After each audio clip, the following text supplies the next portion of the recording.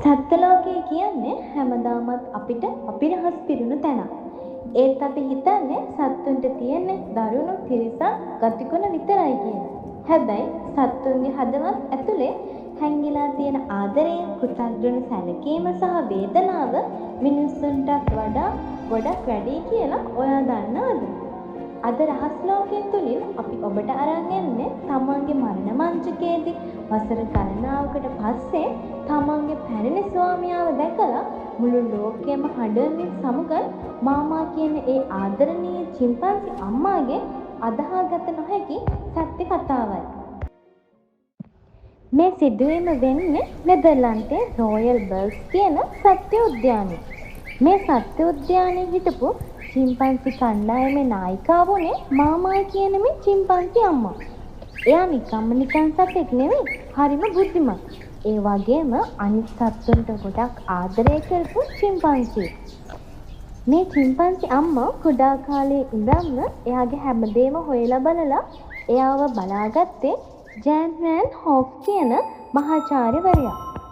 ඔහු වසර ගණනාවක් තිස්සේ මේ සතුන්ගේ හැසිරීම ගැන පර්යේෂණ කරපු කෙනෙක්. කාලයත් එක්ක මහාචාර්ය ජෑන් සහ මාමා අතර ඇති වුණේ සතෙක් සහ මිනිහෙක් අතර ඇති වෙන බැඳීමකටත් වඩා එහා ගිය හරියට තාත්තෙක් සහ දුවෙක් වගේ ලොකු ආදරණීය බැඳීමක්. කාලය සෙමින් ගෙවිලා ගියා. 2016 අවුරුද්ද වෙද්දී මාමා චිම්පන්සි අම්මාට වයස අවුරුදු 59ක් වුණා. චිම්පන්සි සතෙක් අවුරුදු 59ක් ජීවත් වෙනවා කියන්නේ ඉතාමත් කලාතුරකින් වෙන දෙයක්. වයස්ගත වීම නිසාම මාමා දරුණු ලෙස රෝගාතුර වුණා. එයා කූඩුව ඇතුලේ එක තැනකට වෙලා පණ ඇද හිටියේ. එයා කෑම කන එක සම්පූර්ණයෙන්ම නැවැත්තුවා. වතුර බිව්වෙත් නෑ. සත්ත්ව උද්‍යානයේ දොස්තරලා හැම දෙයක්ම කරලත් එයාව සනීප කරන්න බැරි වුණා. මරණය තමන්ගේ ඉස්සරහටම ඇවිත් කියලා දැනුණ මාමා කිසිම කෙනෙක් දිහා බලන්නේ නැතුව බිත්තියට මොනලාගෙන තමන්ගේ අවසාන මොහොත එනකම් බලන් හිටියා.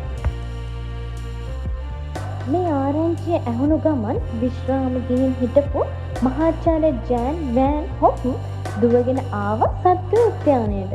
තමන්ගේ පැරණි මිතුරියට සමුදෙන්න ඔහු කූඩුව ඇතුළට ගියා. මුලින්ම මහාචාර්යයා ළඟට ඇවිත් එයාගේ ඇඟ අල්ලද්දී මාමා ඔළුවේ ඉස්සේ නැහැ. එයා හිතුවේ සත්ත්ව උද්‍යානයේ වෙනස් සේවකයෙක් කියලා. හැබැයි මහාචාර්ය ජෑන් තමන්ගේ පරණ හඬින් මාමා කියන කතා කරපු සැනින් ඒ අඬවන් වෙලා තිබුණු ඇස් දෙක එකපාරටම ලොකු වුණා. ඊට පස්සේ සිද්ධ වුණු දේ ඇස් වලින් දැක්කත් විශ්වාස කරන්න අමාරුයි. කෑම කන්නවත් පණ නැතුව හිටපු ඒ චිම්පන්සි අම්මා එකපාරටම කොහෙන්දෝ ආපු ශක්තියකින් නැගිටලා මහාචාර්යවරයාව බදාගත්තා. එයාගේ මූණ පුරා සතුටු සිනහවක් මතුවුණා. තමන්ගේ දුර්වල අත් දෙකෙන් මහාචාර්යවරයාගේ හිස පිරිමදිමින් ඔහුව තමන්ට ලං කරගනිමින් මාමා ශබ්ද කරලා ඇඬුවා.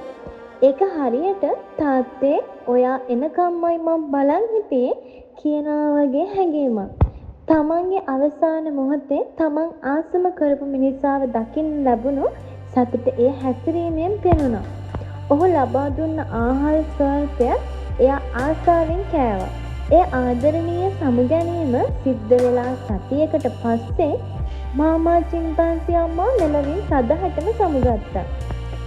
තිරිසන් සත්තු කියන අයට අපි කරන ආදරය දෙන කරුණාව කවදාවත් අමතක වෙන්නේ නැහැ කියන්න මේ මාමාගේ කතාව හොඳම සාක්ෂියක්. සත්තුන්ටත් තියෙන්නේ අපිට වගේම දැනෙන හිතෙන හදවතක්. මේ ආදරණීය කතාව ගැන ඔයාගේ අදහස් මොකක්ද? පහලින් කමෙන්ට් එකක් දාන්න. මෙවැනි ලෝකයේ සංවේදය සහ අපිරහස් තොරතුරු ටිකටම දැනගන්න රහස් ලෝකයේ අපේ channel එක subscribe කරලා bell icon එකත් click කරලා තියාගන්න. තවත් වීඩියෝ එකකින් ඉක්මනින්ම හමු වෙමු.